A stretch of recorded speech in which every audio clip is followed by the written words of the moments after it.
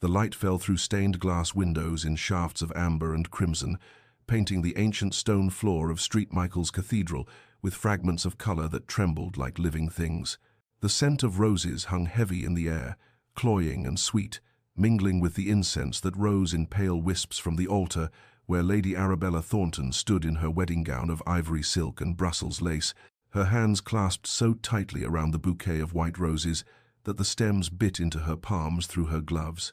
300 members of the nobility sat in the pews behind her, their collective breath held in anticipation of the vows that would unite the ancient Thornton line with the formidable house of Ashworth, and the silence was so profound that Arabella could hear the rapid flutter of her own heartbeat in her ears,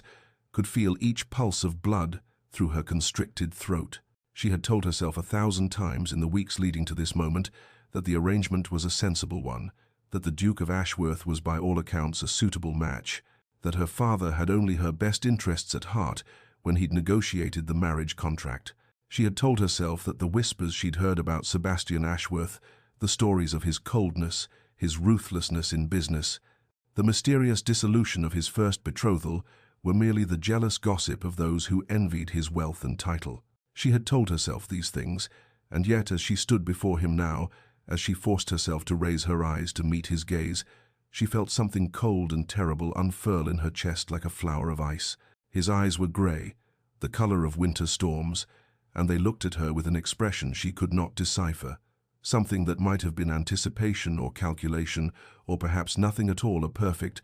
terrible blankness that suggested she was not a woman about to become his wife, but rather a piece of property being catalogued and assessed. His face was handsome, aristocratic, all sharp angles and patrician features, but it was frozen in an expression of such absolute control that it seemed carved from marble rather than flesh. The priest's voice droned on in Latin, words that should have been sacred and beautiful but which sounded to Arabella's ears like the tolling of a funeral bell. She looked at Sebastian's hands, strong and elegant, and imagined them reaching for her in anger, in possession, in whatever dark impulses lurked behind that impenetrable facade. She thought of her mother, dead these 5 years, and wondered what counsel she might have given, what comfort she might have offered. She thought of the life stretching before her, decades bound to this stranger, who looked at her as though she were a ledger to be balanced or a problem to be solved.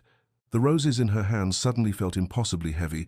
weighted with all the futures she was surrendering, all the choices being made for her rather than by her. Her breath came faster, shorter, her vision narrowing to a tunnel that contained only those grey eyes, and the terrible certainty blooming in her heart that if she spoke the vows the priest was preparing to demand of her, she would be lost forever to something she could not name, but which terrified her to her very soul. The bouquet slipped from her fingers, white roses scattering across the stone floor with a sound like rain, and then she was running, her silk skirts gathered in trembling hands, her footsteps echoing through the nave in a rhythm that matched her racing heart as she fled down the aisle, past the shocked faces of the assembled nobility, past her father's cry of dismay, past everything she had been taught about duty and obedience and the proper behavior of a lady. Behind her, still standing at the altar, Sebastian Ashworth did not move, did not call out, did not follow. His face remained frozen in that same terrible expression, but his hand, his left hand, hanging at his side, slowly curled into a fist so tight that his knuckles went white, and in the silence that followed Arabella's departure, the whispers began like a rising tide, filling the cathedral with speculation and scandal that would echo through London's drawing rooms for years to come. But before our lover's fate is revealed, subscribe so you never miss a chapter of romance and scandal, and tell us in the comments, where are you watching from? Now, let's begin. 3 years had passed since that day in St. Michael's Cathedral, 3 years in which the scandal of Lady Arabella Thornton's flight from the altar had gradually faded from the forefront of London's gossip to become merely another cautionary tale whispered over tea, and in those years Arabella had found something she had never expected to possess: peace. Thornbury Manor sat nestled in the gentle hills of Derbyshire, a modest estate by aristocratic standards, consisting of a manor house of warm, honey-coloured stone that had been built 2 centuries prior, 40 acres of land, including gardens that Arabella had restored with her own hands, and a small home farm that provided enough income to sustain her simple life. The house itself was comfortable rather than grand, with low ceilings crossed by dark beams, windows that looked out over rolling meadows where sheep grazed in contentment, and rooms that had grown familiar and beloved through daily use, rather than remaining the unused showpieces of grander estates. Here, in this quiet corner of England, far from the drawing rooms and ballrooms, where her name was still occasionally mentioned with disapproval, Arabella had built a life that felt authentically her own. She rose with the sun most mornings and walked through her gardens, tending to the roses she had planted in the first months after her arrival, the lavender that filled the air with its calming scent, the kitchen herbs that she supplied to the village. She painted watercolors of the countryside, modest works that would never hang in galleries, but which captured the play of light across the hills in ways that pleased her. She read voraciously, building a library from the books she purchased on her infrequent trips to the market town, works of poetry and philosophy, and novels that transported her to worlds beyond her own. The villagers of Thornbury, initially uncertain of the scandalous lady who had come to live among them, had gradually warmed to her. Through her genuine kindness and her charitable works, she had established a small school for the tenant children, contributed to the church's fund for the poor, visited the sick with baskets of provisions from her own kitchens. Mrs. Davies, her housekeeper, had become something more than a servant, a companion who understood Arabella's need for quiet and her occasional melancholy without needing explanation. The shame of what she had done still lived within Arabella's heart, a constant weight that pressed against her chest in the small hours of the night when sleep would not come. The knowledge that she had humiliated a man before 300 witnesses, had broken a sacred promise, had behaved in a manner utterly contrary to everything she had been taught about duty and honor. And yet, when she was honest with herself in those same dark hours, she felt also a profound relief that she had trusted her instincts and that she had escaped what she still believed would have been a terrible fate: marriage to a man whose cold eyes had promised nothing but misery, whose reputation spoke of cruelty and calculation, who would have possessed her utterly under the laws that gave husbands such absolute power over their wives. The spring rain fell gently on Thornbury Manor on the morning the letter arrived, and soft drops that made the new growth in the gardens glisten and brought the scent of wet earth through the open windows of Arabella's sitting room, and she was reading Wordsworth by the fire when Mrs. Davies entered with the post, among which was a letter from Mr. Pemberton, her solicitor in the nearby market town, requesting her presence for a matter of urgent importance regarding her estate. Mr. Pemberton's office occupied the upper floor of a narrow building on the high street of Ashbourne, the market town that served the surrounding countryside, and the stairs creaked ominously as Arabella climbed them 2 days after receiving his summons, her heart already beginning to beat with an anxiety she could not name but which had haunted her dreams the previous night. The solicitor's chambers were cramped and cluttered with the accumulated documents of decades of practice, shelves sagging under the weight of leather-bound ledgers and tied bundles of correspondence, and the small window overlooked the street where market-day crowds moved in colorful streams between the stalls. Mr. Pemberton himself was a slight man in his 60s, with wire-rimmed spectacles that perpetually slid down his nose and a nervous habit of adjusting them that became more pronounced as he gestured for Arabella to sit in the chair facing his desk. She had known him since her arrival in Derbyshire, had trusted him to manage the legal affairs of her modest estate, and she had never before seen him display the kind of agitation that now manifested in his fidgeting hands and averted gaze. He began with pleasantries about the weather and her health, circling around the purpose of the meeting with an obvious reluctance that only heightened Arabella's apprehension, until finally she interrupted him with a directness that made him flinch and asked him plainly to tell her why he had summoned her. The words, when they came, seemed to cost him considerable effort, emerging in halting phrases as he explained that in the past month the 5 estates that bordered Thornbury Manor on all sides, Millbrook to the north, Riverside to the east, Hartley Park to the south, Westwind to the southwest, and Blackthorn Hall to the west, had all changed ownership, purchased through separate transactions by agents representing a single buyer whose identity had only recently been disclosed to the local land registry. Arabella felt the first stirrings of unease as she asked who this mysterious buyer might be. What person of means would have interest in acquiring such a comprehensive collection of properties in this quiet corner of Derbyshire? And she watched as Mr. Pemberton removed his spectacles, cleaned them unnecessarily with his handkerchief, replaced them, and finally met her eyes with an expression of profound discomfort as he spoke the name that made the blood drain from her face and her hands begin to tremble in her lap. The Duke of Ashworth. The room seemed to tilt and narrow, the sounds of the market below fading to a distant roar as fragments of memory assailed her Sebastian's grey eyes at the altar, cold and unreadable. The whispers she had heard about his ruthlessness in business dealings, his reputation for careful calculation and strategic maneuvering, the stories of those who had crossed him and found themselves methodically ruined through means that could never quite be proven, but which everyone suspected. Mr. Pemberton was speaking, his voice coming to her as if from a great distance, assuring her that it might well be mere coincidence, that a man of the Duke's wealth often acquired properties for investment purposes without particular design, that there was no reason to assume any malicious intent, but his eyes, his nervous, uncertain eyes that would not hold her gaze, betrayed the hollowness of his reassurances, revealed that he too suspected something more deliberate in this pattern of acquisition. Arabella managed to ask, though her voice sounded strange even to her own ears, whether the Duke had made any inquiries about Thornbury Manor itself, whether there had been any indication that he sought to purchase her property as well, and Mr. Pemberton shook his head but added that legally there was nothing preventing him from making an offer, should he choose to do so, though of course she would be under no obligation to accept. The meeting concluded in a blur of additional legal details that Arabella could barely process, her mind reeling with the implications of what she had learned,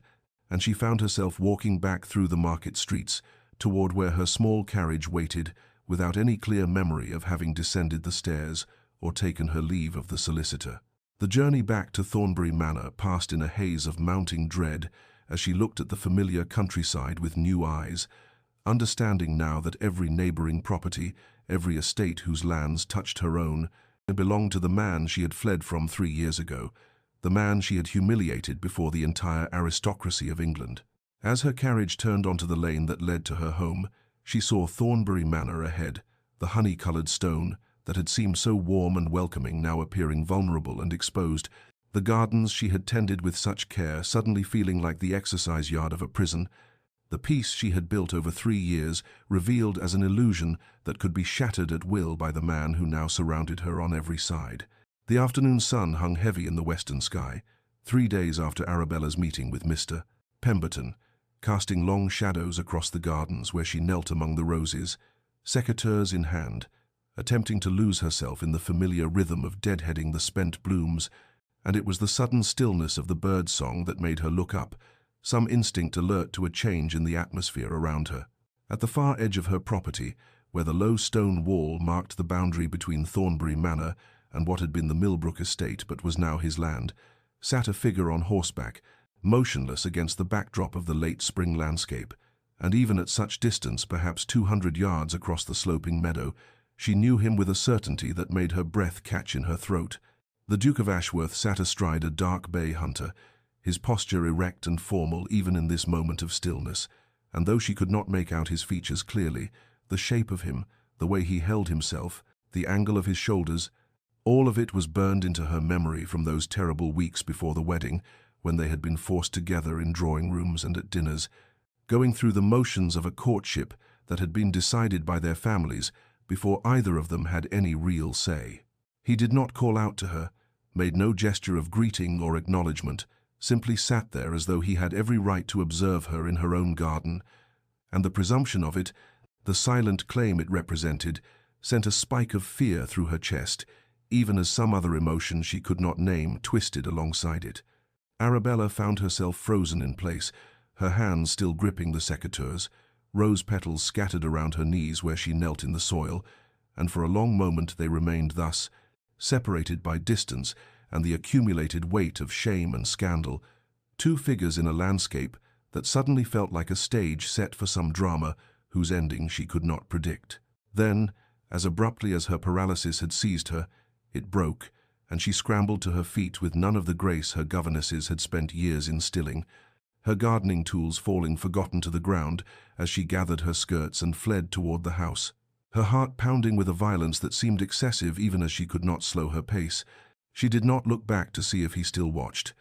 could not bear to know whether he remained or had ridden away, and it was only when she reached the safety of her sitting room and pressed herself against the wall beside the window, breathing hard, that she allowed herself to peer through the glass toward the boundary wall, only to find the distant figure gone as though he had been merely an apparition conjured by her guilty conscience. That night, sleep eluded her entirely, and she lay in her bed watching shadows move across the ceiling as the moon traversed the sky. Her mind churning through memories she had tried for 3 years to bury the way Sebastian had looked at her during their formal courtship calls,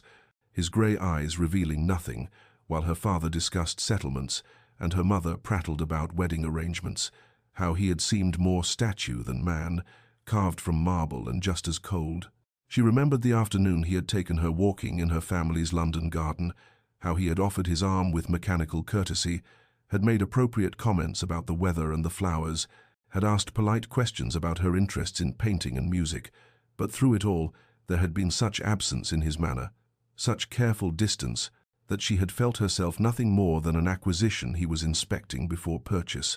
a piece of property to be evaluated for its value to his estate and his lineage. There had been a moment, she recalled now in the darkness of her chamber, when he had paused beside the fountain and seemed about to speak something unscripted, something real, but then her mother had called from the terrace, and the moment had passed, his face closing like a door swinging shut, and whatever he might have said remained forever unspoken. The memory of the wedding day itself still had the power to make her stomach clench with shame and terror, intertwined standing in the vestibule of St. Michael's Cathedral, in her white silk gown, the veil her grandmother had worn, obscuring her vision like a shroud, listening to the organ music that signaled her entrance, knowing that in moments she would walk down that endless aisle toward a man she did not know, did not love, did not trust, and would bind herself to him in vows that could never be broken, giving him authority over her person, her property, her very existence, for as long as they both should live. She had looked at him standing at the altar, had seen the absolute stillness of his expression, the coldness in his eyes that might have been anything indifference, calculation, cruelty, but which had seemed in that moment like a preview of the life that awaited her, and something in her had simply broken, instinct overriding every lesson in duty and propriety, and she had dropped the bouquet of white roses and run. The letter arrived on the morning of the 4th day after Arabella had seen Sebastian at the boundary of her property, delivered by a liveried footman whose livery bore the Ashworth crest in silver thread against deep blue fabric, and Mrs. Davies brought it to her in the breakfast room, where Arabella sat pushing eggs around her plate without appetite, the housekeeper's expression carefully neutral as she placed the heavy cream envelope beside the teacup that had grown cold, while Arabella stared unseeing at the garden beyond the window. The paper was expensive, the kind used by the highest echelons of society, and Arabella's hands trembled slightly as she broke the ducal seal and unfolded the single sheet within, her eyes scanning lines written in a firm, precise hand that she recognized from the few notes Sebastian had sent her family during their courtship. Brief acknowledgments of invitations and arrangements that had been as impersonal as they were correct. The letter requested, though the formality of the language made it feel more like a summons, a meeting to discuss matters of mutual concern regarding the boundaries and management of neighbouring properties, proposing a visit to Thornbury Manor at her earliest convenience to address questions of water rights, shared maintenance of connecting roads, and the proper demarcation of property lines that had apparently grown unclear over years of neglect by the previous owners of the surrounding estates. There was nothing in the words themselves that could be construed as threatening or improper, nothing that revealed any emotion or personal interest, and yet Arabella felt as though she were reading a declaration of war written in the language of polite society. Each carefully chosen phrase, a move in some game whose rules she did not understand, and whose stakes she could not calculate. She set the letter down and stared at it, as though it might transform into something else if she looked away and back again, her mind churning through possibilities and implications, wondering if she should refuse, if she should write back claiming illness or pressing business that made a meeting impossible, if she should perhaps flee once more, pack her belongings and seek refuge with some distant relation in Scotland or Ireland,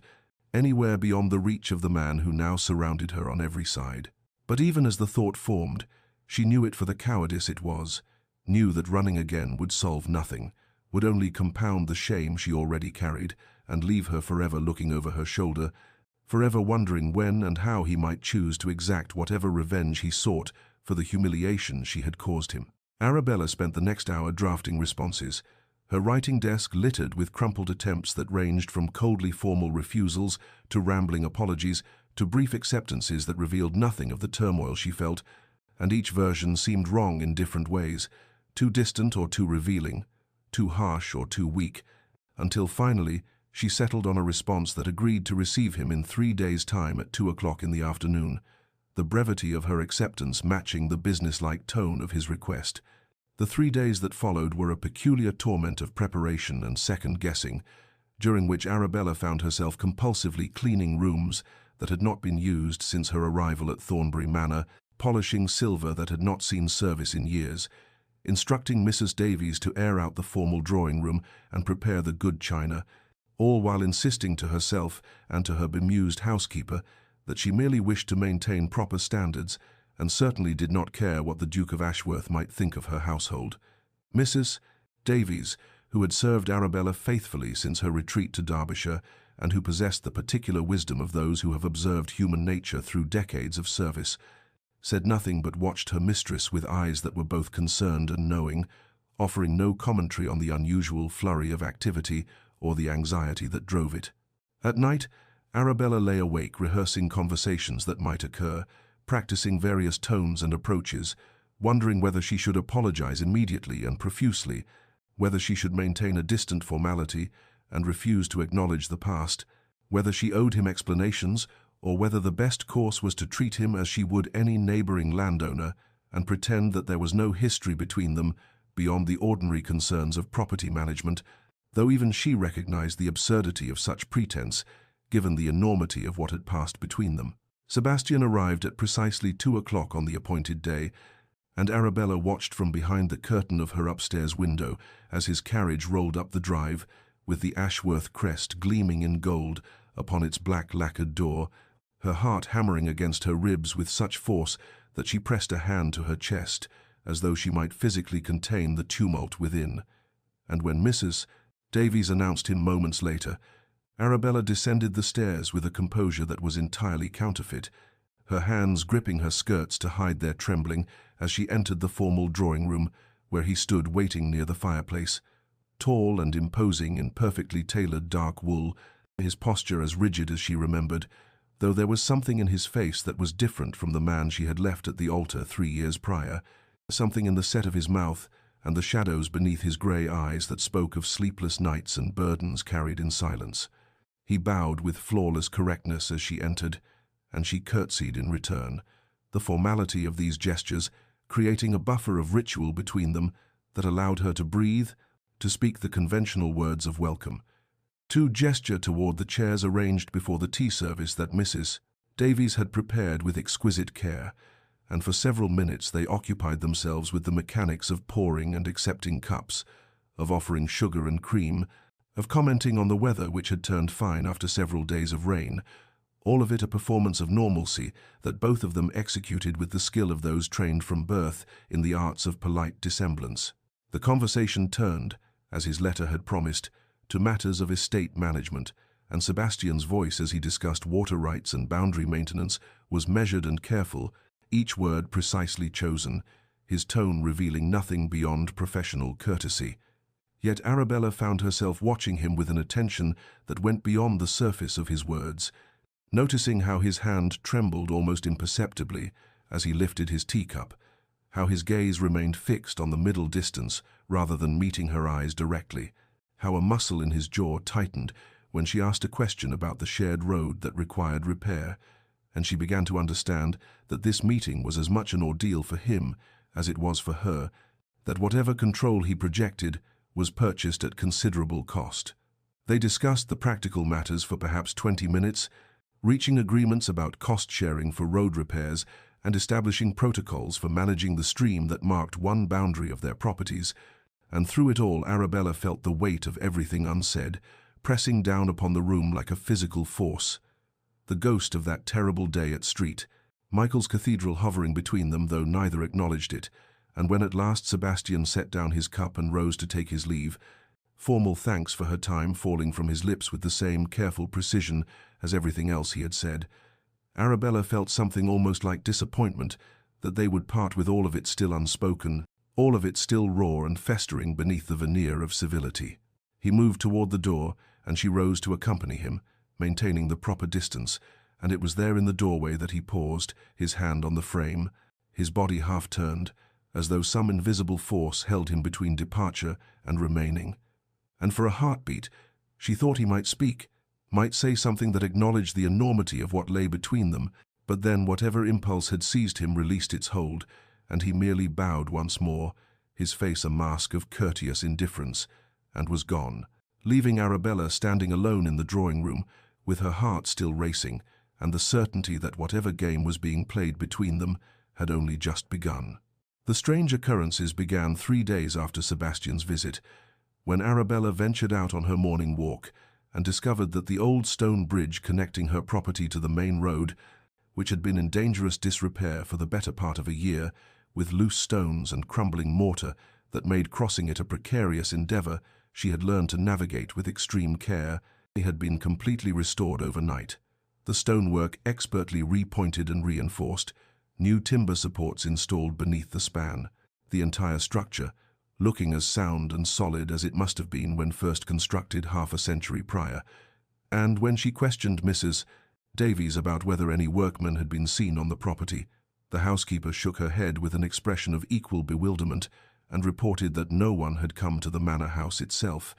though she had heard the sounds of hammering and voices carrying on the wind the previous evening after sunset. Over the following week, more inexplicable improvements appeared with the quiet persistence of morning dew, each one addressing some need or deficiency that Arabella had learned to accept as part of her reduced circumstances, and her tenant farmers began mentioning in their conversations with her that the Duke's estate manager had been remarkably generous in matters of shared resources, allowing them access to better grazing lands along the boundary properties, and providing seed grain at cost when their own supplies ran short after a difficult planting season, gestures that flew in the face of the revenge or punishment Arabella had been bracing herself to endure. The fallen oak that had blocked the access path to her southern fields, brought down in a storm weeks earlier, and too massive for her small staff to move without hiring additional labor she could ill afford, vanished one night as completely as though it had been spirited away by invisible hands,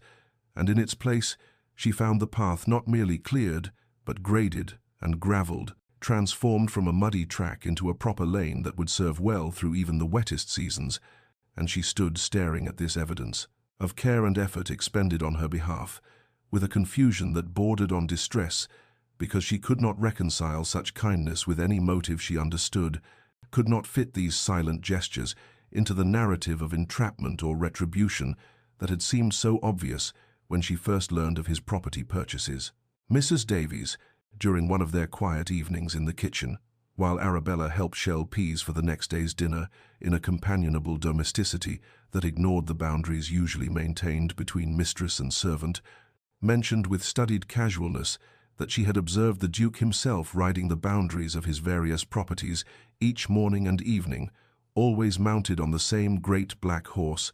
always alone, and that he seemed to pause longest at those points where Thornbury Manor came into view, sitting motionless in his saddle for minutes at a time, as though committing the sight to memory, or perhaps keeping vigil over something precious and fragile.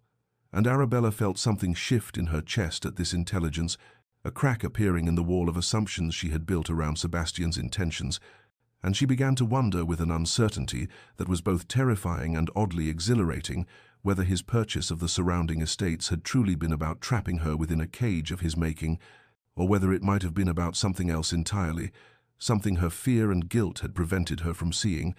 something that manifested not in demands or confrontations, but in bridges repaired and paths cleared and careful distance maintained,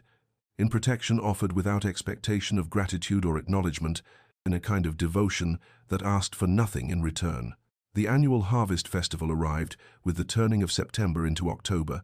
when the village common transformed into a tapestry of color and celebration, with stalls displaying the season's bounty of apples and squash and late corn, bunting strung between the ancient oaks that ringed the green, and the air filled with the mingled scents of wood smoke and cider, and fresh-baked bread. And Arabella had attended every year since taking up residence at Thornbury Manor, always contributing generously to the church fund and helping Mrs. Cooper organize the baking competition, and spending her coins freely at the various stalls in a way that ensured the village families would have a prosperous day. So her arrival that afternoon, in a simple dress of deep amber wool, was greeted with warm smiles and respectful curtsies from the assembled villagers who had long since accepted her as one of their own, despite the whispers that had followed, and her from London 3 years prior. She was examining a display of preserves at the widow Hartley's stall, discussing the merits of blackberry versus damson jam, with an attention that was only partly feigned as distraction from her own churning thoughts, when a ripple of awareness moved through the crowd like wind through grain, conversations pausing mid-sentence and heads turning toward the lane that led from the main road, and Arabella looked up to see Sebastian arriving on foot rather than in his carriage, dressed not in the formal attire of a duke, but in simple country gentleman's clothing that nevertheless fit him with the precision that marked quality tailoring, and she watched from her position across the green as the villagers regarded him with uncertain deference, unsure how to receive this nobleman who had purchased so much of their land yet remained a stranger to them, their bodies conveying that peculiar tension of those who must be respectful to power while harboring reservations about its intentions. But Sebastian moved among them with a warmth that surprised Arabella as much as it clearly surprised the villagers themselves, stopping to speak with old Mr. Jenkins about the quality of this year's wheat harvest, crouching down to admire young Tommy Fletcher's prize pumpkin with genuine interest that made the boy's face shine with pride, and contributing such a substantial sum to the church fund that the vicar's stammered thanks seemed inadequate to the gesture, and Arabella found herself watching him with an attention she could not quite disguise, seeing in these small interactions a man very different from the cold duke of reputation, seeing instead someone who understood how to put others at ease when he chose to make the effort, someone whose natural reserve could be overcome by conscious intention toward kindness. Their paths converged at the baked goods stall, where Mrs. Cooper presided over an array of pies and tarts, and the moment of meeting was awkward in the way such encounters always are, when two people who occupy each other's thoughts constantly must pretend to casual acquaintance before observers, and they managed a stilted exchange about the weather, which had been fine for the harvest and the impressive turnout of villagers, words that meant nothing and everything, their voices carefully modulated to suggest polite neighborliness, while their eyes held depths of meaning that neither could acknowledge. And it was then that little Sarah Thompson, the blacksmith's daughter of perhaps 5 years, came running through the crowd with the heedless speed of childhood and caught her foot on an uneven patch of ground, stumbling forward with a cry of alarm, and both Sebastian and Arabella moved simultaneously to catch her, their hands meeting around the child's small body as they steadied her, and for a heartbeat that seemed to stretch into eternity, Arabella felt the warmth of his fingers against hers, felt the current that passed between them at that contact, and when their eyes met over the child's head, the look they exchanged was complex and painful, and full of everything neither could say in this public place, full of regret and longing, and a question that hung unanswered in the space between them. And then the moment passed as Sarah's mother rushed over with profuse thanks, and they released both the child and each other, stepping back into their respective solitudes. But that night, as Arabella lay in her bed watching moonlight pattern the ceiling of her chamber, she could not stop thinking about the gentleness she had seen in him as he spoke to the villagers, the way his face had softened when he smiled at the children, the warmth in his eyes when they had touched, and she understood with a clarity that was both terrifying and exhilarating that she had perhaps misjudged something fundamental about Sebastian Ashworth, that the man she had fled from and the man she was coming to know might be separated not by deception but by her own failure to truly see him. And this realization settled in her chest with the weight of possibility, heavy and sweet and utterly transforming. The storm arrived on a Tuesday evening in late October, with the sudden ferocity that characterizes autumn tempests in the countryside, the wind rising from a whisper to a roar in the span of minutes, and bringing with it sheets of rain that lashed against the windows of Thornbury Manor,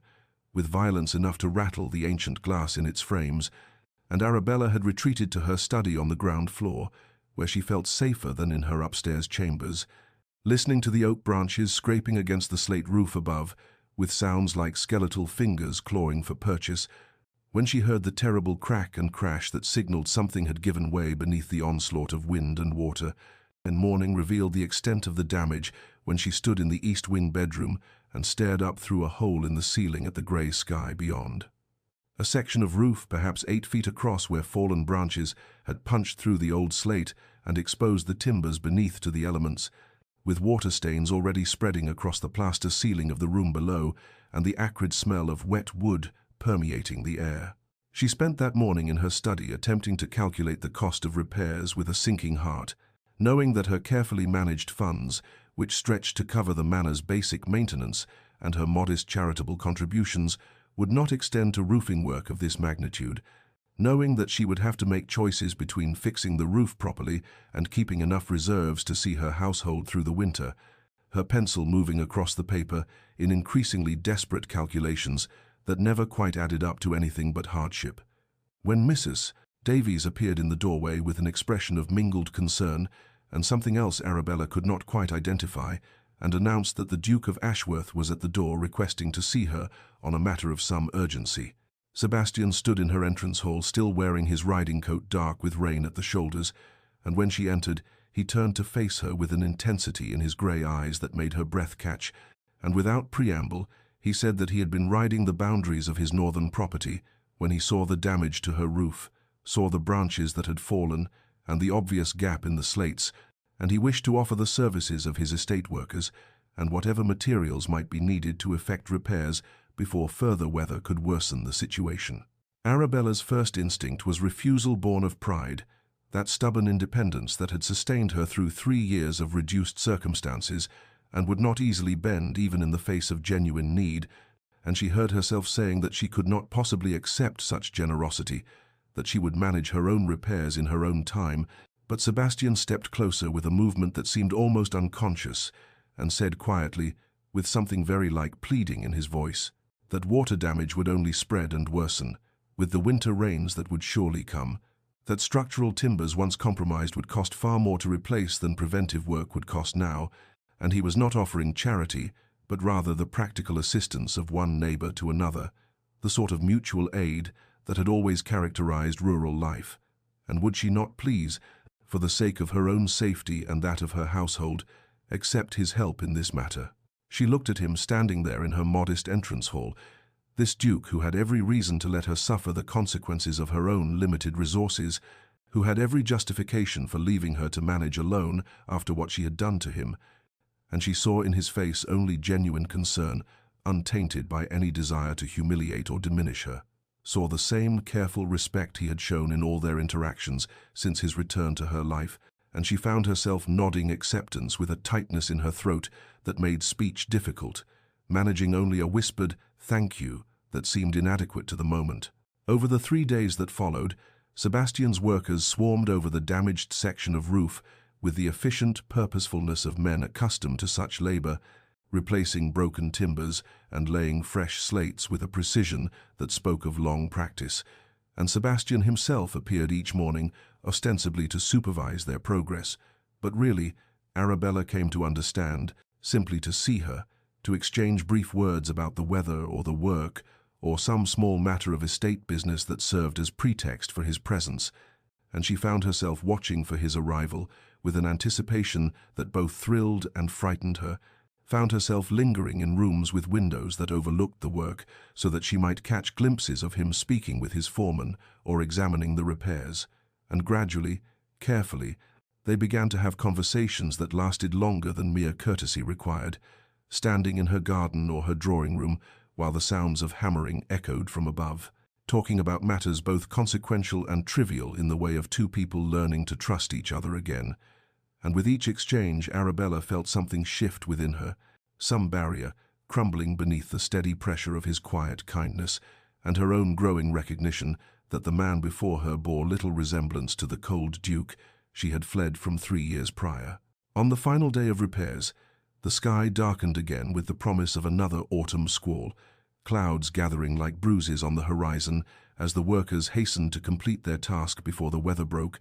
and Sebastian stood in the garden, watching the last slates being secured, when the first heavy drops began to fall, spattering against the flagstones with increasing urgency, and Arabella appeared at the door of the manor, calling to him over the rising wind that he must come inside before he was soaked through, that the work was done, and there was no purpose in catching his death in the rain, and he followed her into the warmth of her drawing-room, where Mrs. Davies had already laid a tea service and built up the fire against the chill, and they stood for a moment in awkward silence, as water dripped from Sebastian's coat onto the Turkish carpet, and the sound of rain intensified against the windows, and Arabella gestured for him to sit while she poured tea with hands that trembled slightly in a way that had nothing to do with the cold, and when she handed him the cup, their fingers brushed, and she felt that same current of awareness that had passed between them at the harvest festival, that undeniable connection that seemed to exist beneath and beyond all their careful formality. The rain became a downpour, sheeting against the glass with violence enough to obscure the view of the garden beyond, creating a cocoon of intimacy in the firelit room, and Sebastian set down his cup with a deliberation that suggested he was gathering courage, and then he asked in a voice barely above a whisper whether she had ever wondered why he had truly bought the properties surrounding Thornbury Manor, and Arabella felt her heart begin to race as she admitted that yes, she had wondered, had assumed in her darker moments that it was revenge of some kind, or perhaps a strategy to force her into some situation of dependence or obligation, and she watched his face as she spoke and saw something like pain cross his features, saw the tightening around his eyes that suggested her words had wounded him, though he bore it in silence. He looked away toward the fire, and when he spoke his voice was low and careful, as though he were navigating treacherous ground, and he told her that he had bought them to protect her, that in the months after she had left him standing at the altar, he had found himself unable to simply forget about her existence, as perhaps he should have done, had instead made quiet inquiries through mutual acquaintances about her circumstances, had learned of her reduced finances and her determination to maintain her independence in the country, and he had also learned something that had filled him with a cold fury that surprised him with its intensity, that there were men, unscrupulous men of business and diminished fortune, who had identified her as a potential target, a woman alone with property and no male protection, and who had considered purchasing land near hers with the explicit intention of making her life difficult enough that she might be pressured into marriage for the sake of security. Sebastian's hands clenched on his knees as he spoke of this, the careful control slipping enough to show the anger beneath, and he said that he could not bear the thought of her being harassed or threatened by such men, that whatever had passed between them, whatever pain she had caused him or shame he had endured, she deserved to live in peace and safety, and so he had systematically purchased every property adjacent to hers to ensure that she would be surrounded only by land controlled by someone who would never, could never, wish her harm, even if she hated him for all eternity, even if she never spoke to him again, even if his very presence in her vicinity caused her distress. His voice broke slightly on these last words, in a crack in the facade that revealed depths of feeling he had worked so hard to conceal, and Arabella sat frozen in her chair, staring at him as the full meaning of what he was saying penetrated her understanding, realizing that everything she had believed about his motives had been utterly, catastrophically wrong, that his encirclement of her property had not been a trap but a shield, not possession but protection, and the revelation struck her with a force that left her breathless, her entire understanding of the past months shifting and reforming into a pattern she had been too blind or too frightened to see,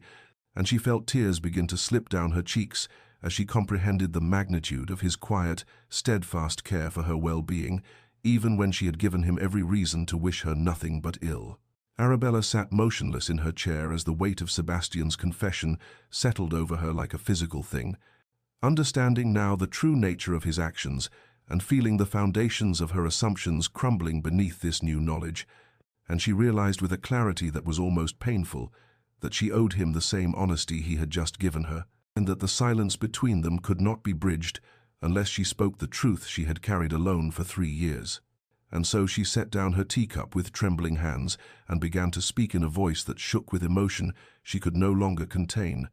telling him that she must explain why she had run from him on that terrible day, why she had committed an act of such cruelty and cowardice that had haunted her every day since. She spoke of the rumors that had reached her ears in the weeks before their wedding,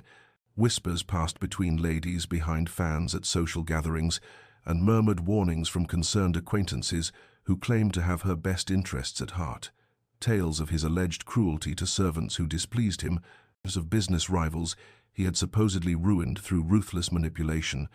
of his first betrothal that had ended under mysterious circumstances that no one would quite explain, but everyone hinted at darkly, and she admitted with shame burning in her cheeks that she had listened to this gossip, had allowed it to plant seeds of fear in her heart, because she had not known him well enough to trust her own judgment over the judgment of society. She told him how their courtship had been so brief and so formal, chaperoned conversations in drawing rooms where they spoke of nothing consequential, dances at balls where propriety dictated every movement and word, walks in gardens with her mother trailing 3 steps behind, and through it all she had seen only the face he showed the world, that carefully controlled expression that revealed nothing of his inner self, and she had felt increasingly like an object being appraised and acquired rather than a woman being courted, had felt the weight of family expectations and social pressure pushing her toward a marriage she had not chosen but could not refuse without bringing shame upon her house. She described standing at the altar that day in her white gown, with her heart hammering against her ribs, looking up at him as he stood tall and imposing beside her, and seeing in his grey eyes something that terrified her, though she could not name it then, and realized only now had been his own fear, reflected back at her. But in that moment of panic, she had seen only coldness and distance, and the confirmation of every dark whisper she had heard, had felt with absolute certainty that she was about to bind herself for life to a man who might hurt her in ways she could not even imagine. And so she had run and had gathered her skirts and fled down the aisle, while the entire congregation watched in horrified silence, had run like a coward from a fate she had convinced herself would destroy her. She spoke of her shame and guilt in the years that followed, how she had told herself she had done the right thing in choosing freedom over obligation, but how she had also wondered in the dark hours of sleepless nights whether she had destroyed an innocent man's reputation based on nothing more than gossip and her own fear. And she admitted now, with tears streaming down her face, that she had been wrong, catastrophically and unforgivably wrong, that she had judged him without knowing him, and had believed the worst of him because it was easier than being brave enough to learn the truth, and she could not express the depth of her regret for the humiliation she had caused him, for the pain she had inflicted through her cowardice. Sebastian had listened without interrupting, his face growing paler with each revelation, his hands gripping the arms of his chair with white-knuckled intensity, and when she finally fell silent, exhausted by the confession, he sat unmoving for a long moment, while the rain drummed against the windows and the fire crackled in the hearth. And then he spoke in a voice rough with emotion, asking her permission to tell her the truth about those rumors, about the man he really was beneath the reputation he had accidentally cultivated through years of social awkwardness and protective reserve, and Arabella nodded through her tears, knowing that whatever he was about to reveal could not be worse than the not knowing that had poisoned her judgment 3 years ago. Sebastian leaned forward in his chair, his elbows resting on his knees, his hands clasped together as though in prayer, or perhaps in an effort to keep them from trembling, and he began to speak in a voice that was low and careful, each word chosen with the precision of a man who had carried these truths alone for far too long, and he told her that his father had been everything a duke should be: warm, gregarious, and beloved by tenants and peers alike, a man who could command a room with his laughter and inspire loyalty with his genuine care for those beneath his protection, but that Sebastian himself had been born different, quieter, more given to books than balls, more comfortable with silence than with the performative social graces that came so naturally to his father. And when his father had died suddenly when Sebastian was only 19, struck down by a fever that took him in less than a week,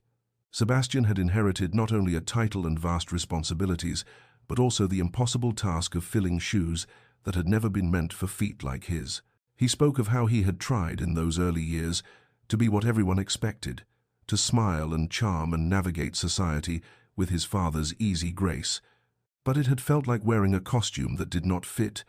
and each failure had driven him further into himself, into the protective reserve that felt safer than vulnerability, and he had learned through painful experience that showing emotion in public was interpreted as weakness by those who circled the young duke like wolves assessing wounded prey,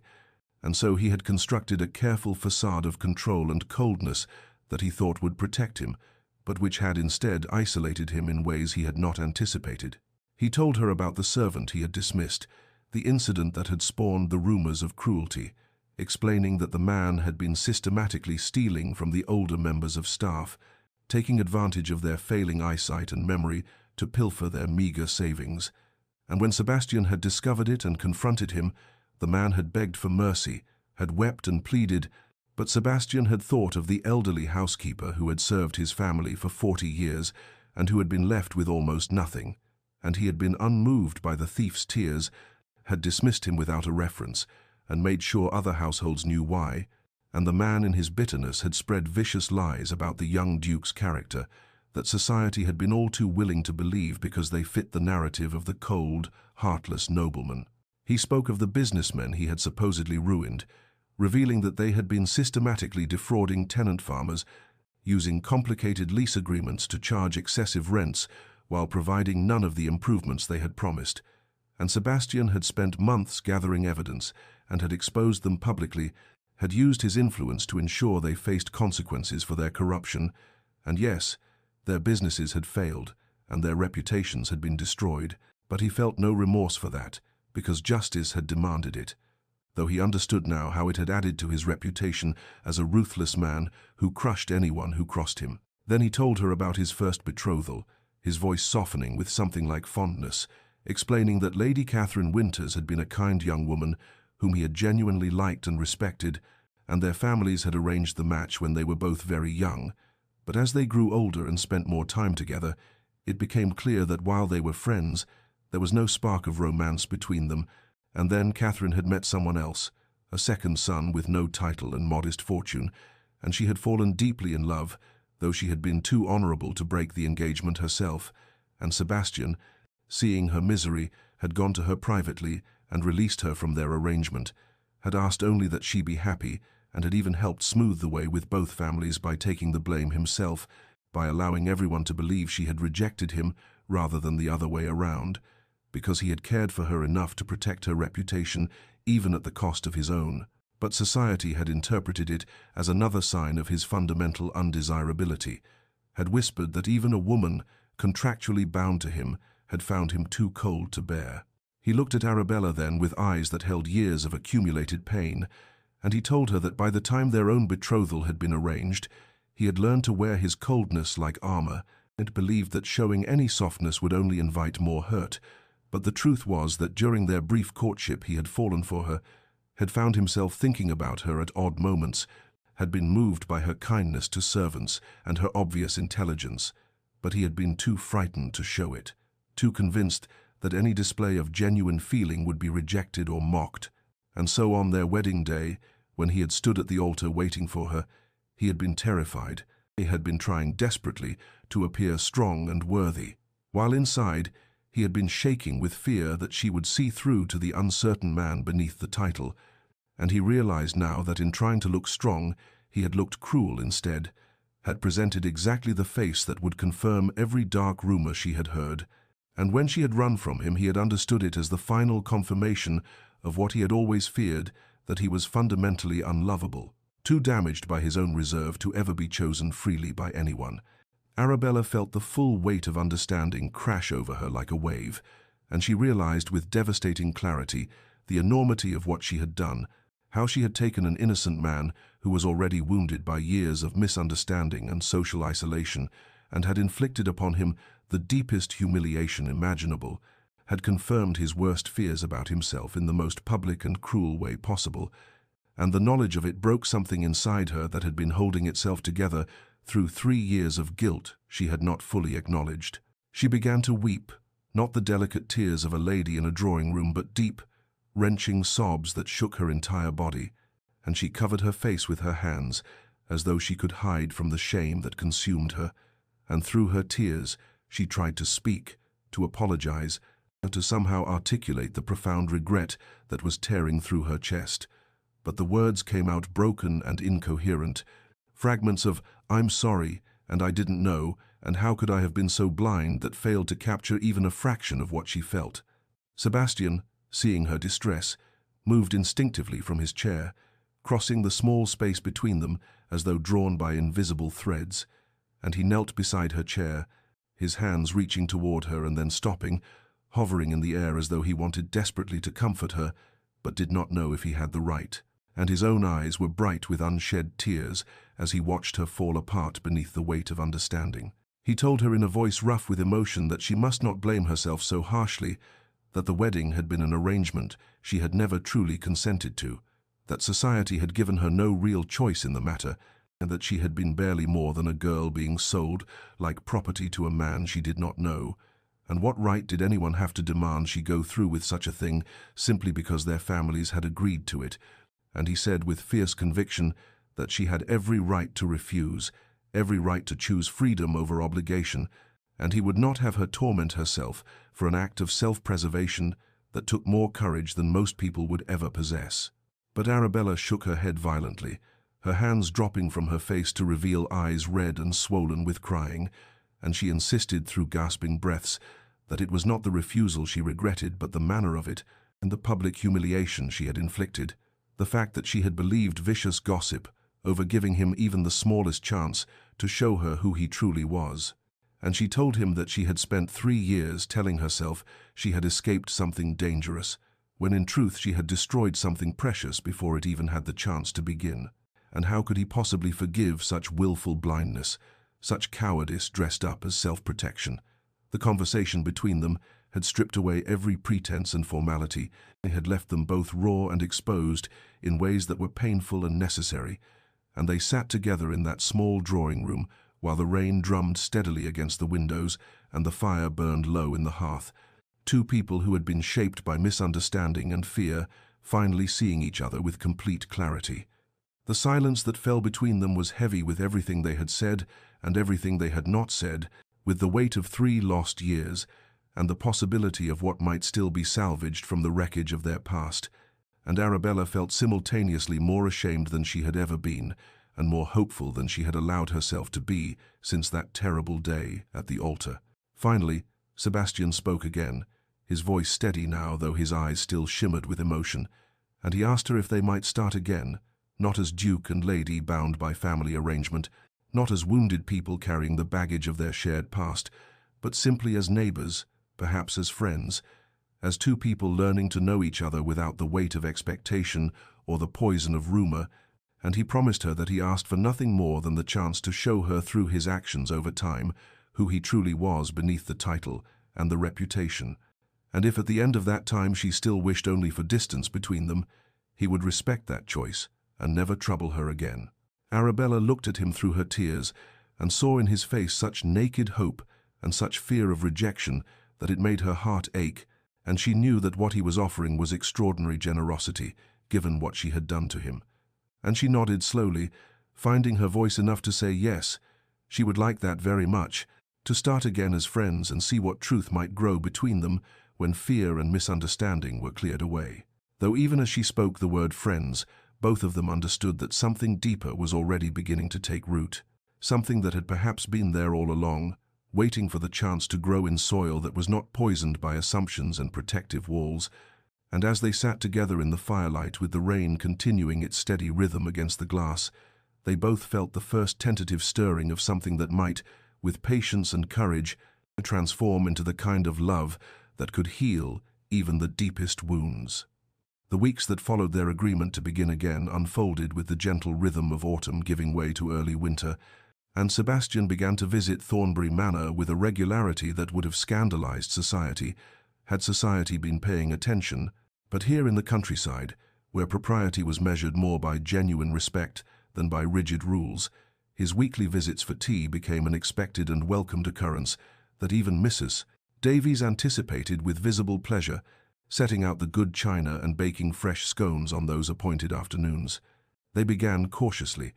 these two people who had wounded and been wounded, circling each other like dancers learning unfamiliar steps, their conversations at first touching only on safe topics: the management of estates, the needs of tenant farmers, the approaching winter, and what preparations it demanded. But gradually, as trust accumulated through the simple act of showing up week after week without fail, Their talks deepened and ranged into territory that revealed who they truly were beneath their careful social masks.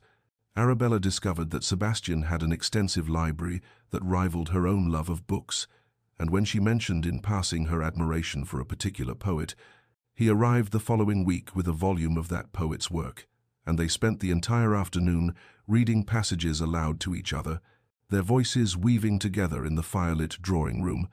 while outside the first snow began to fall, and she saw in those moments how his face transformed when he spoke of things he loved, how the hardness left his eyes, and something almost boyish emerged, vulnerable and beautiful. They began to take walks along the boundary between their properties, following the old stone wall that had once seemed like a division, but which now felt more like a thread connecting their lands and their lives. And during these walks, Sebastian spoke of his childhood, of growing up in his father's shadow, and feeling always that he was a disappointment to a man who had loved him, but never quite understood his quiet nature. And Arabella in turn shared memories of her own upbringing, of parents who had seen her as a commodity to be traded for social advancement, rather than as a person with her own dreams and fears, and they found in each other a recognition of what it meant to have been shaped by expectations they could never quite meet. Sebastian revealed a dry wit that surprised her with its sharpness and timing, delivering observations about local society or estate matters with such deadpan delivery that it took her a moment to realize he was being humorous, and then she would laugh in a way she had not laughed in years, free and unself-conscious, and each time she laughed, his smile grew a little wider, as though her joy was water to something parched within him. The village began to notice their growing friendship and to gossip about it, but the gossip was gentle and hopeful rather than cruel, for Sebastian had won over the local people through his fairness as a landlord and his genuine interest in their welfare. And they had long loved Arabella for her kindness and charity, and watching the two of them walk together through the village or sit side by side at church seemed to the villagers like witnessing something that had always been meant to be, but had simply taken a difficult path to fruition. Mrs. Davies watched it all with the satisfaction of someone who had known from the beginning how the story would end, though she kept her knowing smiles to herself and simply ensured that the tea was always hot and the biscuits always fresh when the Duke arrived. One cold afternoon in late November, Sebastian appeared at her door carrying a package wrapped in brown paper, and when Arabella opened it, she found a first edition of her favorite novel, one she had mentioned weeks ago in passing during a conversation about childhood reading,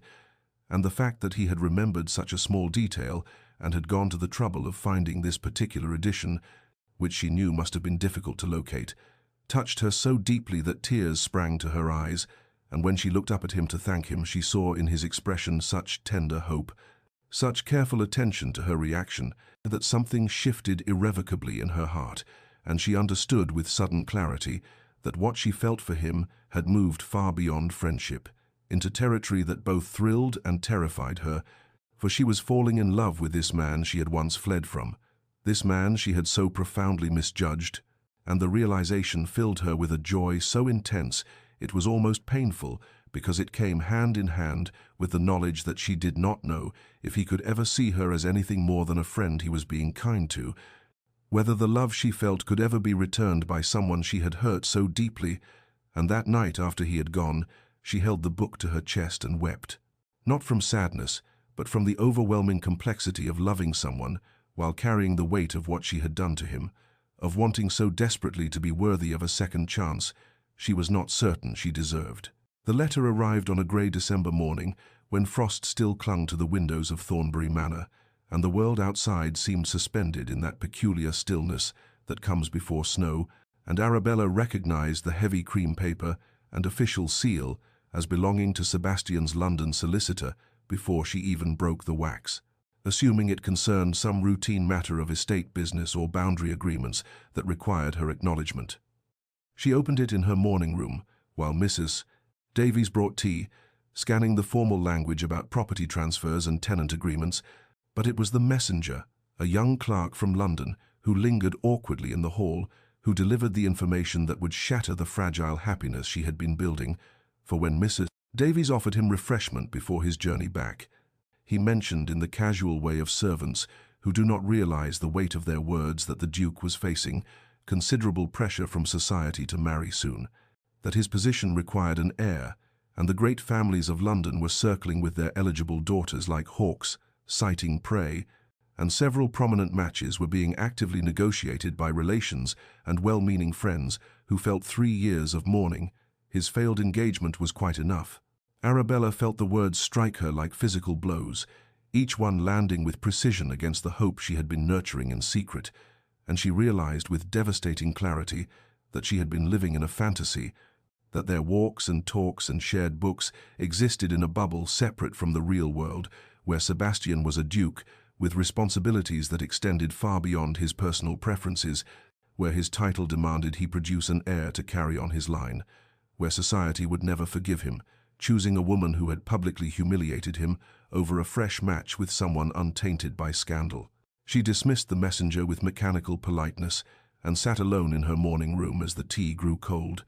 understanding that no matter how deep their friendship had grown, no matter what feelings might exist between them, she could not ask him to sacrifice his duty for her, could not let him ruin himself socially by pursuing something with a woman whose very name was synonymous with the worst scandal of the previous season. And the most loving thing she could do, the only honorable thing, was to withdraw before either of them became more entangled than they already were. The following week, when Sebastian arrived for their customary Tuesday tea,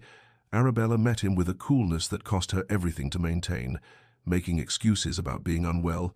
keeping the visit brief and formal, and when he suggested their usual walk, she declined, citing the cold weather and pressing correspondence, and she saw the confusion and hurt flash across his face before he carefully masked it behind the ducal politeness she had not seen from him in months. She began refusing his visits with increasing frequency, sending notes, claiming headaches or prior commitments, and when they did meet by chance in the village or at church, she kept their conversations to mere pleasantries, never allowing the intimacy that had become natural between them to resurface. And she watched as the openness gradually left his expression, as the walls she had seen him dismantle brick by careful brick began to rebuild themselves, and it broke her heart, even as she told herself it was necessary, that she was saving them both from a future impossibility. 3 weeks into her withdrawal, Sebastian appeared at Thornbury Manor unannounced one cold evening, just as darkness was falling, and the first snow had begun to drift down in lazy spirals, and Mrs. Davies showed him into the drawing room where Arabella sat pretending to read, and when she looked up at him, she saw something in his face that was both desperate and angry, a breaking of the careful control he always maintained, and before she could offer some polite excuse, he demanded in a voice tight with emotion to know what had changed, what he had done, why she had suddenly shut him out after months of growing closer, and she realized she could not simply send him away with vague excuses, that he deserved more than that, even if the truth would hurt them both. She stood from her chair, maintaining distance between them as though proximity might weaken her resolve, and she told him, with a calmness she did not feel, that their friendship had been inappropriate from the beginning, that she had been selfish to indulge in it, knowing his position required him to marry well and produce an heir, that she had heard about the pressure he faced from society and the eligible women being put forward, and that he should focus on his duties rather than wasting time with someone whose presence in his life could only damage his prospects and his reputation. And she said all of this looking at a point just past his shoulder because she could not bear to meet his eyes. When she finally did look at his face, she saw the same closed, frozen expression that had terrified her at the altar 3 years ago, and she understood with terrible irony that she had managed to hurt him again in almost exactly the same way, by choosing fear and assumption over trust and truth. Sebastian did not leave, did not retreat behind the mask of ducal politeness she had just witnessed sliding back into place, but instead remained planted in the center of her drawing room with something blazing in his eyes that she had never seen before, a kind of desperate fury that came from a man pushed beyond the limits of his carefully maintained control. And when he spoke, his voice was low and dangerous, in a way that had nothing to do with threat and everything to do with the breaking of something long restrained. "Do you believe I care about society's demands?" he asked, and the question hung in the air between them like a challenge, and before she could formulate an answer, he continued, his voice rising with each word, the careful modulation she had grown accustomed to shattering into something raw and unguarded. "Do you believe I've spent 3 years buying properties, repairing your bridge, fixing your roof, bringing you books, visiting you weekly, because of duty, because of social obligation, because I had nothing better to occupy my time? He took a step toward her, and she saw his hands were shaking, clenched into fists at his sides, as though he was physically restraining himself from reaching for her, and the careful distance he had always maintained between them seemed suddenly like a chasm he was preparing to cross, whether she wished it or not. "I loved you before our wedding day," he said, and the confession struck her with the force of a physical blow, stealing the breath from her lungs and the strength from her knees. "I agreed to the arrangement our families made not because of duty, but because I had fallen for you during our brief courtship, during those formal, stilted visits, where I was too terrified to show you anything of what I truly felt, where I sat across from you making banal conversation about weather and estate management, while my heart was beating so hard I thought surely you must hear it." His voice broke on the words, and she saw tears standing in his eyes, unshed but present, and the sight of this proud, controlled man coming apart before her was almost more than she could bear. "When you ran from that altar, when you looked at me with such fear in your eyes and fled, it shattered me in ways I still have not fully recovered from, but I understood even then that I had failed you, that my inability to show you what I felt had contributed to your terror, and so I let you go, because that is what you do when you love someone. You give them the freedom to choose, even when that choice breaks you." He was closer now, near enough that she could see the pulse beating in his throat, could smell the faint scent of cold air and horses that clung to his coat, and his eyes held hers with an intensity that made it impossible to look away. "These 3 years I spent in London, fulfilling my duties, attending Parliament, managing my estates, being the duke that society demanded I be. But every moment I was thinking of you, wondering if you were well, if you were happy, if you ever thought of me with anything other than relief at your escape, and when I learned through my solicitor that you were struggling financially, that your estate was in difficulties, that there were men circling you like predators sensing weakness, I could not bear it." His voice dropped to barely above a whisper, but the emotion in it was thunderous, overwhelming. "I bought those properties not to trap you but to protect you, and yes, I will not lie, because I could not stand the thought of being far from you, of some other man owning land that bordered yours, of not being able to ride out each morning and see your estate in the distance, and know that you were safe, that you were near, even if you could never be mine." She opened her mouth to speak, but he raised a hand, not commanding but pleading, begging her to let him finish what he had started. "These months of friendship we have shared have been the greatest torture and the greatest joy of my life. Sitting with you over tea, walking beside you, hearing you laugh, seeing you slowly trust me enough to share your thoughts and your memories, all while knowing that I could never tell you what I truly felt, because I was terrified of frightening you away again, terrified that if you knew the depth of what I felt, you would run as you had before, and I would rather have you in my life as a friend than not have you at all." He took one more step, and now they were so close she could have reached out and touched him, could have closed the distance between them with barely any effort, and his eyes searched hers with such naked hope and fear that she felt her own tears beginning to fall. "I love you, Arabella," he said, and the words were both declaration and surrender, both claim and gift. "I have loved you since before I understood what love was. I loved you on our wedding day when I stood at that altar, trying so hard to appear worthy of you that I appeared cold instead. I loved you through 3 years of separation. I have loved you through every tea, every walk, every moment we have spent rebuilding what was broken, and I will love you for the rest of my life, whether you return that love or not, whether you send me away tonight or allow me to stay, because that is simply who I am now, a man who loves you, who will always love you, and who cannot pretend otherwise for one more moment, even if the truth of it costs me everything." Arabella stood stunned into silence by Sebastian's confession, her mind reeling as it struggled to process the magnitude of what he had just revealed, and she felt as though she were watching their entire shared history rearrange itself before her eyes, like pieces of a puzzle finally finding their proper places, each moment she had misunderstood now blazing with new and terrible clarity. His frozen face at the altar had not been coldness but fear, the same paralyzing terror she herself had felt, two frightened people standing before God, and society trying desperately to appear brave, and instead appearing to each other as strangers carved from ice. His 3 years of silence after she fled had not been indifference or wounded pride, but respect for her choice, the kind of selfless love that releases rather than clutches, that honors the beloved's freedom even when it breaks the lover's heart. His careful friendship these past months had not been mere politeness or neighborly duty, but restrained love, every tea, every walk, every shared book, a gift he had given her, while keeping his true feelings locked away because he feared that revealing them would send her running again,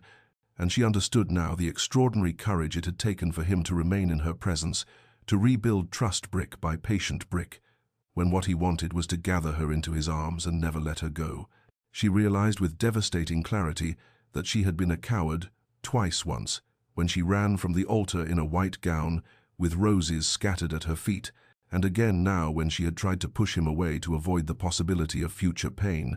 and both times she had hurt him through her fear, had chosen assumption and self-protection over trust and vulnerability, and the pattern shamed her, even as it revealed something essential about herself that she needed to change. She took a trembling step toward him, closing the small distance that separated them in her drawing room, where the fire had burned low and the snow continued to fall silently outside the windows, and she reached tentatively for his hand, half expecting him to pull away but needing to touch him, to ground this moment in something physical and real. His hand was warm despite the cold evening, and when her fingers closed around his she felt him shudder, as though her touch had broken something open inside him, and she had to speak quickly before her courage failed, before fear could rise up again and steal this chance from both of them. "I have been such a fool," she said, and her voice shook, but she forced herself to continue, to give him the truth he had been brave enough to give her. "I see now what I could not see then, that you were as frightened as I was, that beneath the Duke was a man who loved me and did not know how to show it, that everything I interpreted as coldness was simply fear wearing a different face, and I am so desperately sorry for not having the courage to look deeper, to ask, to trust." Tears were streaming down her face now, but she did not release his hand, instead gripped it tighter, as though it were the only solid thing in a tilting world. "These months of friendship have shown me who you truly are, kind, thoughtful, generous, gentle, possessing a dry humor that makes me laugh when I least expect it, and somewhere along the way, without meaning to, without planning it, I fell in love with you, Sebastian, not with the Duke of Ashworth, but with the man who brings me first editions of my favorite books, and remembers how I take my tea and looks at me as though I am something precious, rather than something damaged." She saw his eyes widen, saw hope kindle there like a flame catching, and she rushed on before she lost her nerve. "If you can forgive my catastrophic mistake, if you can forget that I humiliated you before all of society and spent 3 years believing the worst of you, then I would like to try again, not as an arrangement made by our families, not as duty or obligation or social expectation, but as two people who choose each other freely, who see each other clearly, and who love each other despite and because of all that has come before." She looked up at him through her tears and waited, barely breathing, for his response, and in that suspended moment she understood that this was what courage truly meant, not the absence of fear but the willingness to be vulnerable despite it, to offer one's heart knowing it might be refused, to choose love over safety and trust over certainty. Sebastian took both her hands in his, and she felt the trembling in his fingers, the physical manifestation of emotion so profound that even his considerable control could not entirely contain it, and when he spoke his voice was thick with feeling, but also suffused with a tenderness that made her heart ache with the beauty of it. "There is nothing to forgive," he said, and the words were both absolution and gift, the granting of a grace she had not known she needed until this moment. "Fear is not a crime, Arabella, and you had every reason to be frightened. I gave you no reason to trust me, showed you nothing of my heart, and expected you to bind yourself to a stranger based on arrangements made by others, and that was unfair to you in ways I did not understand until it was too late." His thumbs traced gentle circles on the backs of her hands, the gesture unconscious and infinitely precious. "Loving you means accepting all of you, including the choices you made when you were afraid, including the pain those choices caused us both, because those experiences have shaped who we are now, have brought us to this moment where we stand before each other with clear eyes and open hearts, and I would not trade that for anything." He drew in a deep breath, and she saw him gathering his courage for what came next, saw him preparing to risk everything one more time, and she loved him all the more for his willingness to be vulnerable, despite how thoroughly she had hurt him before. "Arabella Thornton," he said, and her name on his lips was a prayer and a promise. "Will you marry me? Not because our families arranged it, not because of duty or property or social expectation, not because you are alone and I am convenient, but because I love you with everything I am, because you have become essential to my happiness, because I want to spend every remaining day of my life learning new ways to make you smile,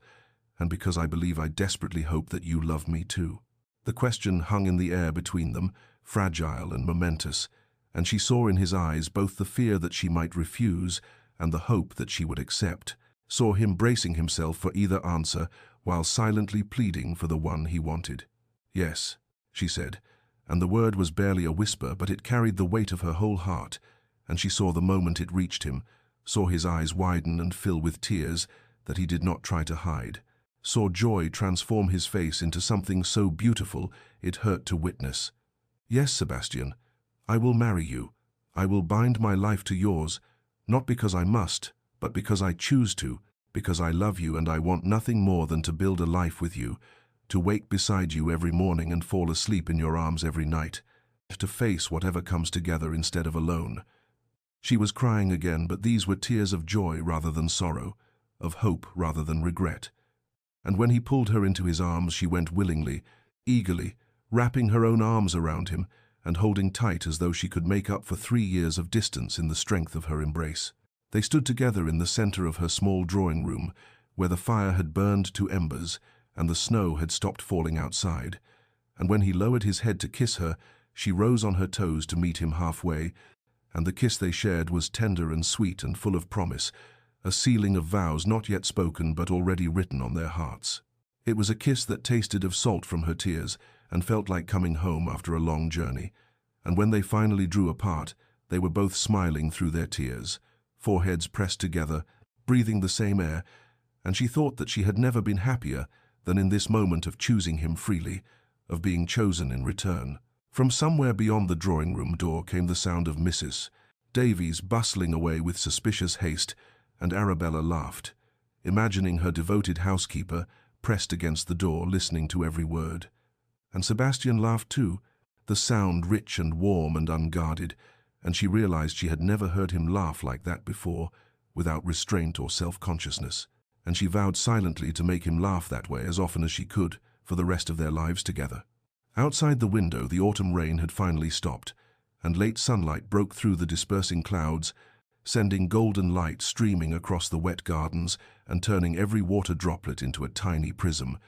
and the world seemed to shimmer with promise and new beginnings, and she knew that whatever challenges lay ahead, they would face them together, two people who had found their way to each other through darkness and emerged into light. 6 months had passed since that evening in her drawing room, when Sebastian had asked her to marry him for the second time, and spring had come again to Thornbury Manor,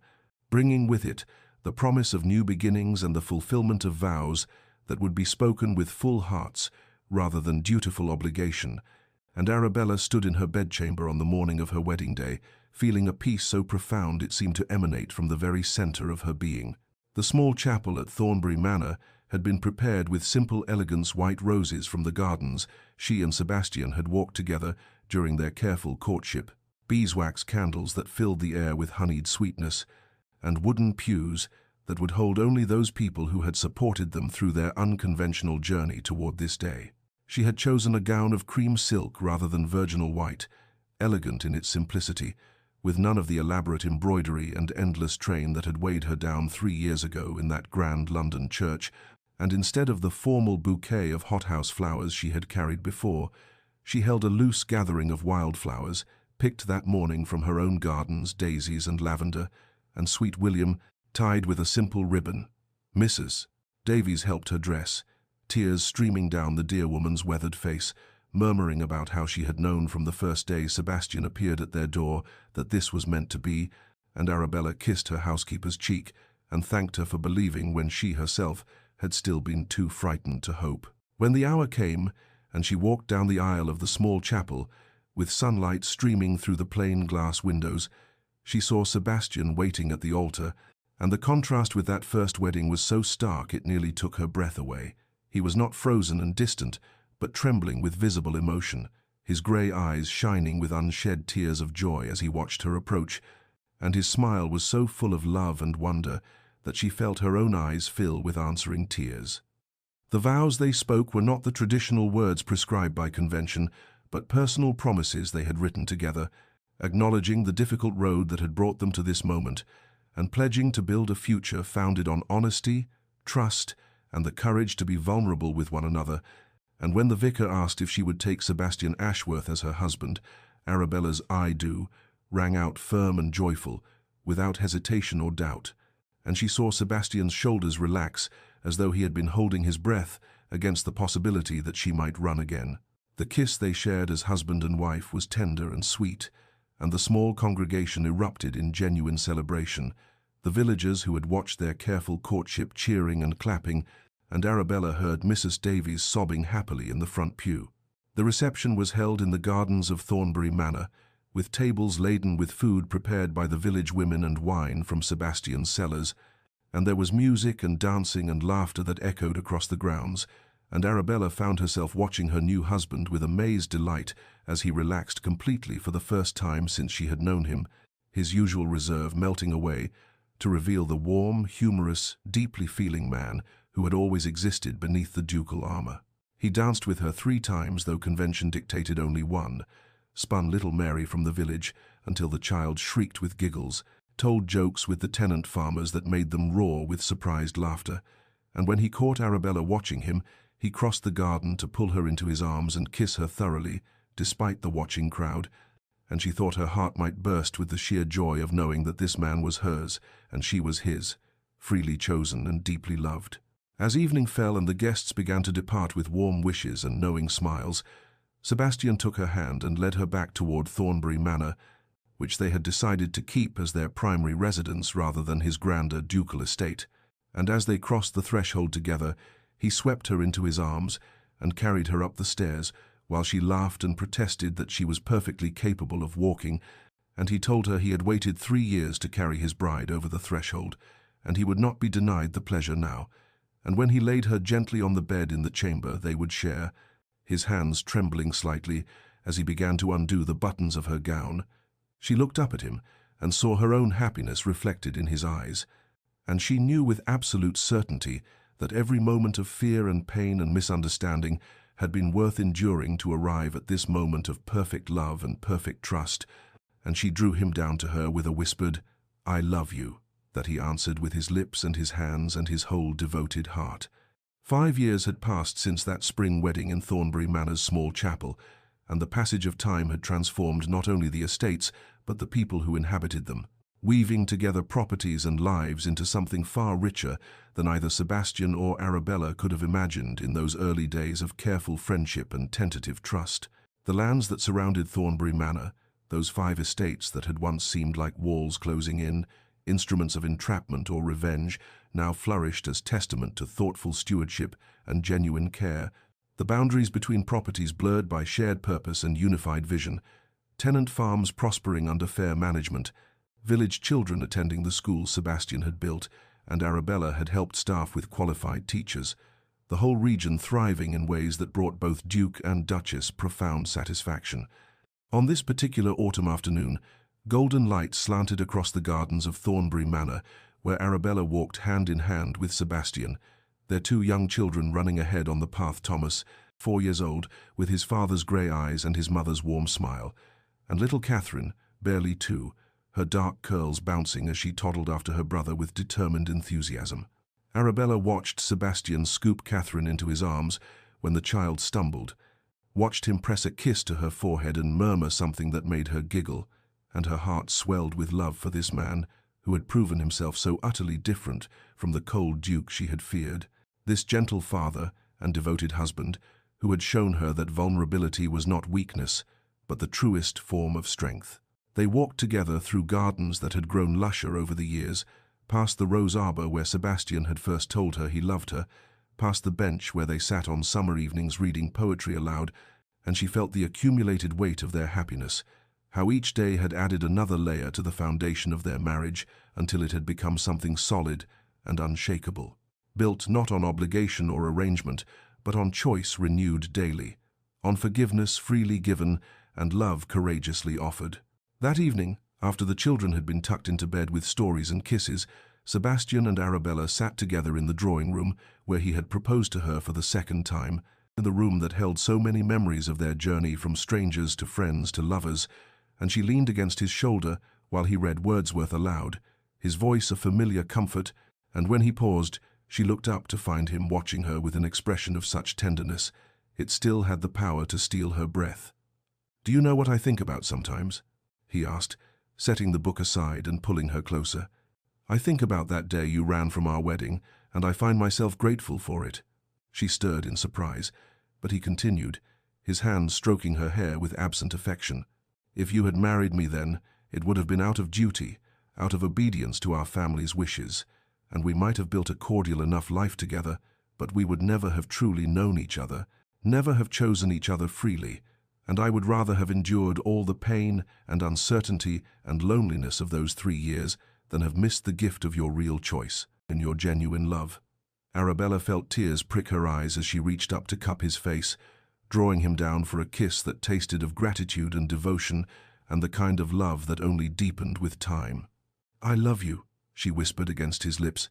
"I love the man you are, the father you've become, and the life we've built together from the ashes of what might have been a terrible mistake." They sat together in comfortable silence as the fire crackled, and outside the window the last light faded from the autumn sky, and she thought about how far they had traveled from that moment in the church when she had dropped her bouquet and run, how many small choices and brave conversations and vulnerable moments had been required to bring them to this place of peace and plenty and profound connection. Dear listener, perhaps you find yourself thinking about your own moments of fear, your own mistakes that seemed catastrophic at the time, your own failures to see beneath the surface of situations or people who frightened you, and I want you to know that our stories are rarely as simple as they first appear,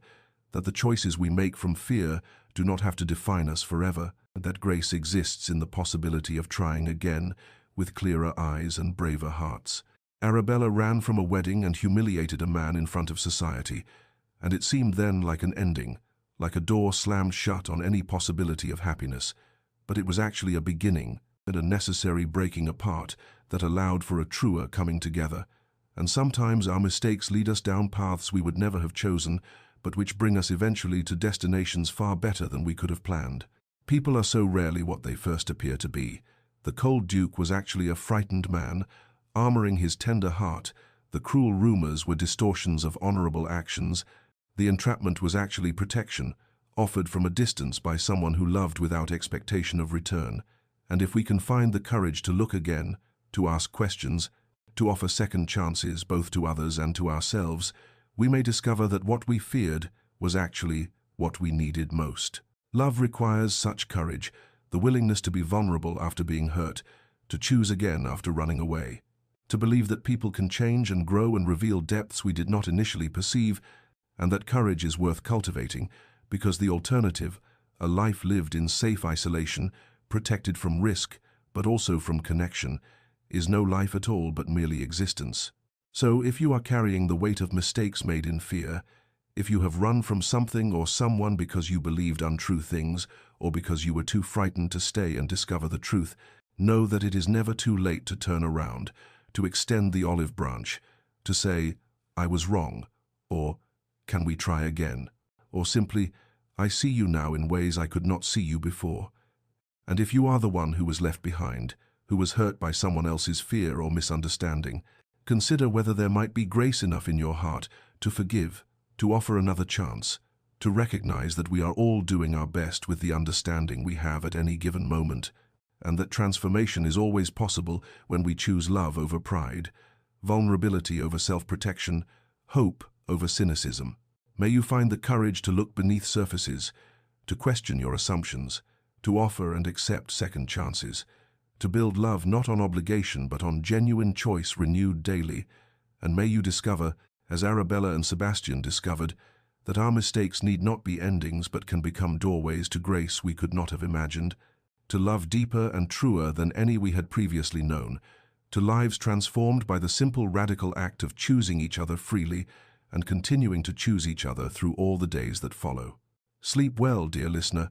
and may your dreams be filled with possibilities and second chances and the transformative power of love courageously offered and gratefully received. If this story touched your heart, please share it with someone who needs to hear that it is never too late to try again, and subscribe to our channel for more stories of hope, healing, and the extraordinary grace that can emerge from our very human mistakes.